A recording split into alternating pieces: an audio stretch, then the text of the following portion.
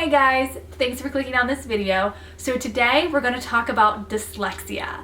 Many of you guys don't know, but I'm actually neurodiverse because I myself have dyslexia.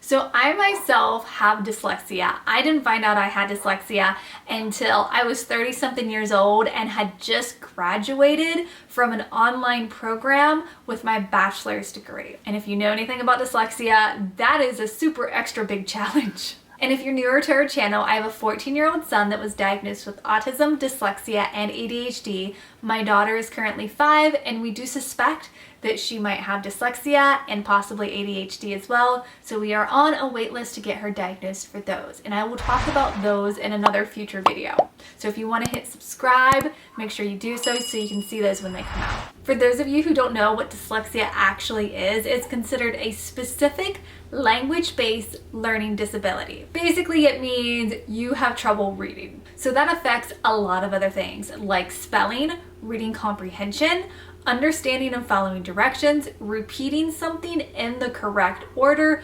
grammar, rhyming, the whole 9 yards about the language. And yes, it does affect every language around the world. It's not just an English thing. Dyslexia affects 20% of people around the world. So it's actually very common. It is the most common neurocognitive disorder. And approximately 80% of people with learning disabilities have dyslexia. So it's interesting to find out the human brain actually doesn't already know how to read. It's something that you absolutely have to learn to do. And it can be described as many different ways. People say like you read in one section of your brain and people with dyslexia read in another section of the brain. People refer to it as mapping. Like when you learn to read, neurotypical people make a little road map in their brain and are able to connect the letters and sounds and do this so quickly that it's instantaneous in milliseconds and you don't even notice it. But people with dyslexia, their brain uses a different roadmap. They have to figure out different ways to understand what those letters represent, what sound it represents, and whatever language they're speaking, how to apply the rules of that language to all of those spots and put together a word. And if you think about the actual process of reading, it's amazing that our brains can learn to do this. And again, if you think about it, it wasn't too long ago when humans actually learned how to read print. That's something newer to our species, actually. And if you take the time to think about it, it's crazy. Before, obviously, they had pictures and stuff like that, but learning to read with words is entirely different than understanding pictures. So there are a lot of words that sound similar and mean almost the same thing, so I'm going to break it down real quick for you. Dyslexia actually means a disability in reading. Dysgraphia is actually an impairment with the handwriting and the fine motor skills, while dyscalculia is actually a dyslexia version for numbers and math. So they are three separate things that mean totally different things, but are kind of like the same concept, just different things. All right, so I'm just gonna go through some common myths about dyslexia. So these things are not true. People tend to think that dyslexia is just reversing letters or numbers. And don't get me wrong, I thought that's too. That's what I was always told. You have dyslexia if you reverse your B's and D's. I've never done that. I've never struggled with that. And it wasn't until Jessie got diagnosed and she's like, he has dyslexia. And I'm like, no, he doesn't reverse the B's and D's. And she told us, she's like, that's actually only one sign of dyslexia, and only about 40% of people with dyslexia actually do the letter or word reversal. And I'm like, are you kidding? She's like, no. That's true. And I'm like, wow. And then she went down with all the other symptoms and I'm like, mind blown. Like, I didn't realize how little I knew about dyslexia, which was something that I unknowingly had. Another misconception is that dyslexia doesn't show up until elementary school. That is not true. You can actually have signs of dyslexia preschool and as early as 3 years old. I personally think that confusion comes from the fact that most kids aren't diagnosed to elementary school when they start getting so far behind in reading that they're not where they should be to the standard scores. And that third grade reading guarantee has had a lot to do with it as to why so many kids are waiting till third, fourth grade to get diagnosed with dyslexia. Another common misconception is that people with dyslexia are usually told that they're not trying hard enough. I know I was told that I wasn't trying hard enough. Like, I couldn't memorize my spelling words, I couldn't read the words the way the other kids were, and I thought I was stupid because I didn't think I was putting forth the effort that the other kids was doing. And to find out later that it wasn't that I wasn't trying because I thought I was trying and I just wasn't doing it well enough.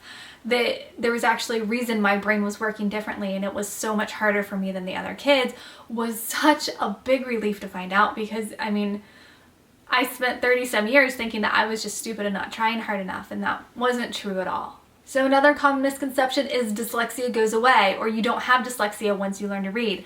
That is not true. Your brain is wired, and once it's wired, you're going to continue to read that way. And so it's not like it ever goes away, but you can learn coping mechanisms and how to deal with it so it doesn't interfere with your life. Dyslexia is not a vision problem. Yes, some people with dyslexia might need glasses or contacts, or, might have trouble visually, but that has nothing to do with the dyslexia. That is actually a cognitive issue, not a vision problem. They are two separate things. But there are several benefits to having dyslexia and having your brain mapped or wired differently. One of the big ones is being able to see the big picture. A lot of people with dyslexia, it's been proven, that have better peripheral vision. And with that, instead of like when you walk into a room just seeing a few things, we actually take in the whole big picture easier. And that applies when we're told stories too. So if somebody tells us something or we hear a story, we actually can see the whole big picture a lot better than neurotypical people. So with that, we also have a better global visual processing. So basically that means we're able to figure out when things are out of place, see patterns, and things like that. It helps a lot to be able to put a whole big picture together very quickly. So I read a lot that people with dyslexia tend to think in pictures instead of words.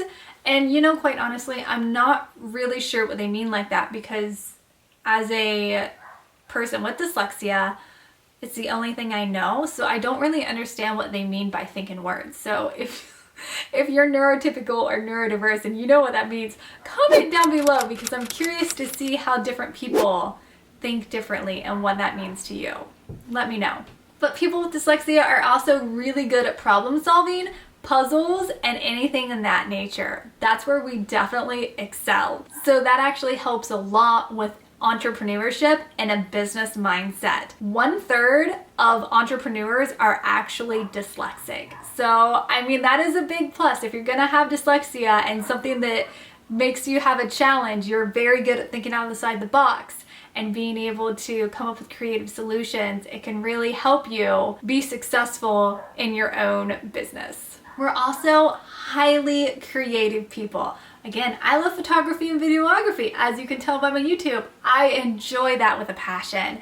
And a lot of people with dyslexia get into the creative arts. So a lot of artists, a lot of actors, things like that. And there's a lot of famous people with dyslexia. Think Johnny Depp, Tom Cruise, Orlando Bloom, Walt Disney. Albert Einstein is said to be dyslexic. So there are a lot of famous people out there with dyslexia. People with dyslexia have a lot of hurdles to overcome, but when you do, you are a better person for it. There are a lot of pros of having dyslexia. It's not always a negative thing. And if you want to learn more about dyslexia, I have more dyslexic videos coming up where I'm actually going to share you signs of dyslexia in adults and children, because they are kind of different. And then I'm also going to talk about a few more things, and I think you guys will really enjoy it. We put out new videos every single Tuesday, so be sure to hit that subscribe button. And if you made it this far, give us a like. It really helps our channel, and it's fun to see all of you guys out there. If you want to comment, we love getting to know you. We'll see you next Tuesday. Bye!